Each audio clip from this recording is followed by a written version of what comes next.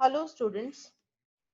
In the previous videos, we discussed about the story of the Inchcape Rock, the introduction to the poem The Inchcape Rock, and we have seen how this poem, written by Robert Southey, a well-known ballad, was written inspired by the legendary story of the Inchcape Rock. I have also shared with you the poem and I hope you have gone through it. In this video, we shall do the detailed explanation of the first few stanzas. However, before we start, I would like to walk you through the story of the poem The Inchcape Rock. The Inchcape Rock by Robert Southey is a ballad that tells us about the legends of the Inchcape Rock. The story is about the good abbot of Aberbrothock and Sir Ralph the Rover. The abbot achieved the great feat of installing a bell on the dangerous Inchcape Rock that had previously caused many shipwrecks. His bell rang during the storms and issued an alert for the passing ships, so the seamen knew where the rock is and could avoid the dangers of an accident, and hence they blessed the abbot for his good work. But it was the rover who felt jealous at the fame of the abbot and planned to cut down the bell from the Inchcape Rock. So did he. This Ralph the rover was actually a sea pirate, so he needed to destroy the bell to accomplish his desire to rob more ships by putting them in danger. But finally, he himself was the victim of the Inchcape Rock. One day, his ship was left in the midst of storms, lost the direction, and crashed against the rock. Thus, the rover was punished for his sinful work and the poetic justice was done. Hence, we can say that the Inchcape Rock is a perfect embodiment of poetic justice. The poem gives us a message that those who do wrong things to others will meet due punishment. So, like I told you in the previous video, that this is a didactic poem.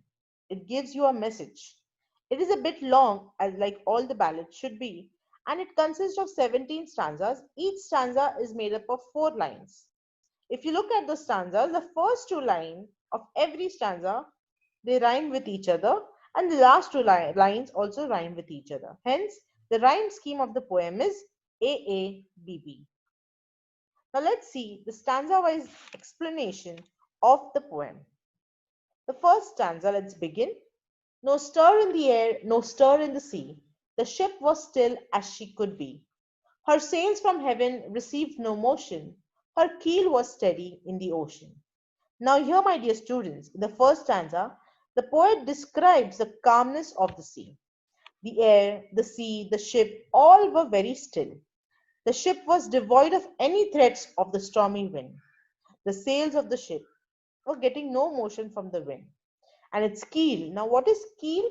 Keel is, this steel structure which is along the base of a ship.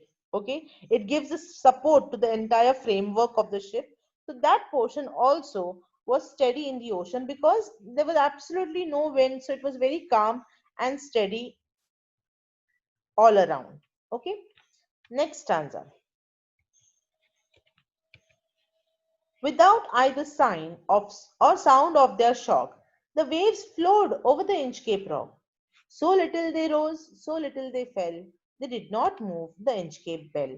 Now, here in the second stanza, he describes the mild sea waves near the dangerous Inchcape Rock.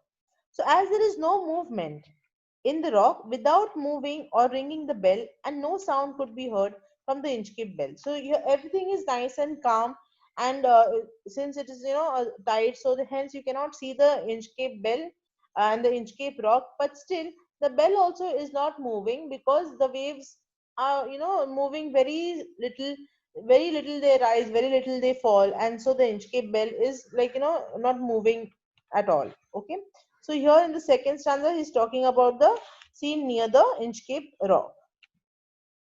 The abbot of Aberbrothock had placed that bell on the Inchcape rock. On a buoy in the storm, it floated and swung, and over the waves its warning rung. Now, in the previous stanza, he talks about this bell. So now in this stanza, he tells us who had installed this bell. So the abbot of Aberbrothock had installed this bell on the Inchcape rock, and this bell was installed on a buoy. Now, what is a buoy? It is a floating object anchored in the sea to mark the dangerous places.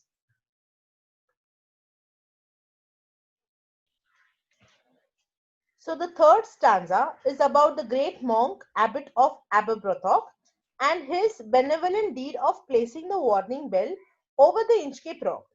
Now he had positioned this Inchcape bell there on the buoy, like I mentioned before. During the storms, it would float and it would ring the bell wildly.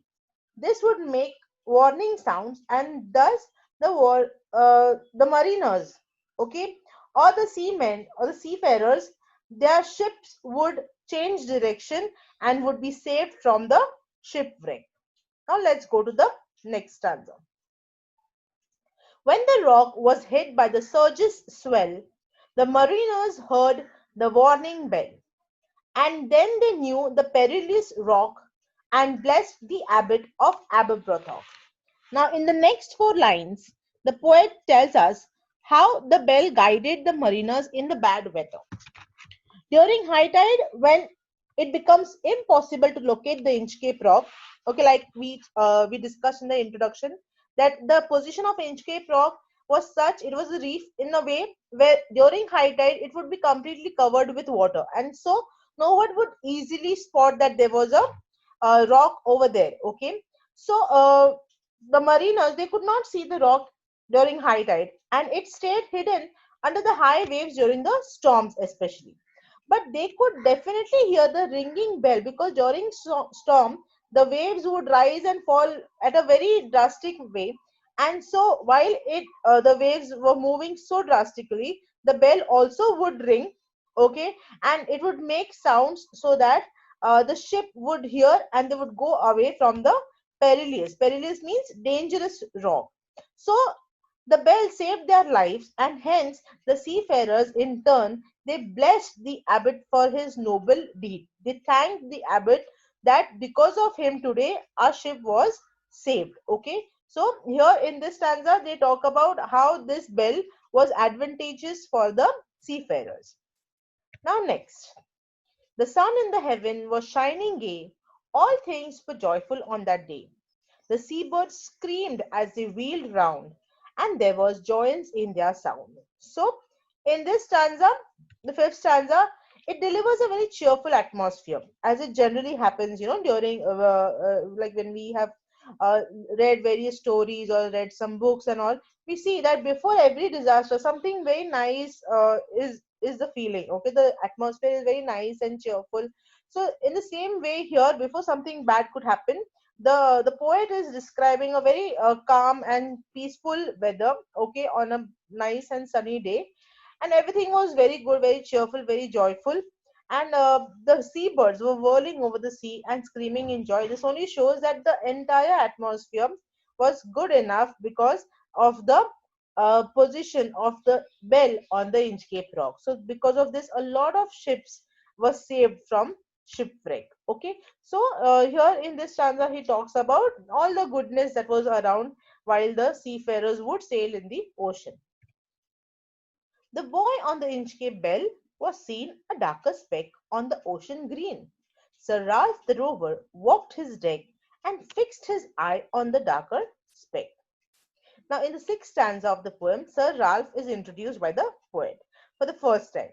Now, on that fine day, okay, the boy, that is the floating, part, what I told, the floating object, this was seen very clearly, very visibly, okay, as it was a blackish spot in the green ocean. So, this Sir Ralph, the rover, he went onto the deck of his vessel and he gazed at that dark spot on the boy. He wanted to see exactly what that dark spot is. Okay, and so he just fixed his eye on that dark speck, trying to identify what it was. He felt the cheering power of spring. It made him whistle, it made him sing. His heart was mirthful to excess, but the rover's mirth was wickedness. Now, in the next stanza, it deals with Sir Ralph's feelings and thoughts. He was very delighted at the good spring atmosphere, and he was, whistling around and singing in joy. But he was actually overjoyed, not with a good intention. No one knew that there was a sinful thought in his mind, and he had wicked intentions after looking at that spot, okay, at that speck that he was looking at for a long time. And he had this intention that he was now going to do something which is going to affect others, okay, something wrong he was going to do. His eye was on the Inchcape float. Quoth he, "My men, put out the boat, and row me to the Inchcape rock, and I'll plague the Abbot of Aberbrothock." Now here we see what the real intentions of the pirate was. Sir Ralph the Rover, what was his real intention? So in the ninth stanza, it describes the wickedness of Sir Ralph the Rover. Okay, he tells the people that he has around with him. He speaks and reveals his desire, and we see that the real wickedness of Sir Ralph is seen in this stanza. How do we come to know? Because his eyes were fixed on the floating boy on the Inchcape rock, and he looked intently at it, that he was going to do something with that. Sir Ralph the Rover, he ordered his crew to take the boat to the Inchcape rock. He was on a ship, and he asked them to lower a small boat. Okay, they have these spare boats. So he asked them to lower that boat and take him to that rock, and he made up his mind of bringing an end to the benevolent work of the Abbot of Aberbrothock. Of course, being a pirate, he had heard about this benevolent act, and he wanted to. He was at this point, we see that he was jealous about this abbot, that people used to praise him, they would thank him. At the same time, he is a pirate, so nobody would think good about him. So he was feeling jealous that someone has done something good, and he wanted to uh, get rid of that. He wanted to do something so that people would no more thank him for his good deeds. Okay, so this was his intention. Now what happens in the later part of the poem, okay, we will see in the next video. Till then, I hope you have already seen the first two videos and this video as well. Try to understand these few stanzas, and in the next video we will finish the remaining stanzas and shall end the ballad. Okay, until then, have a nice day.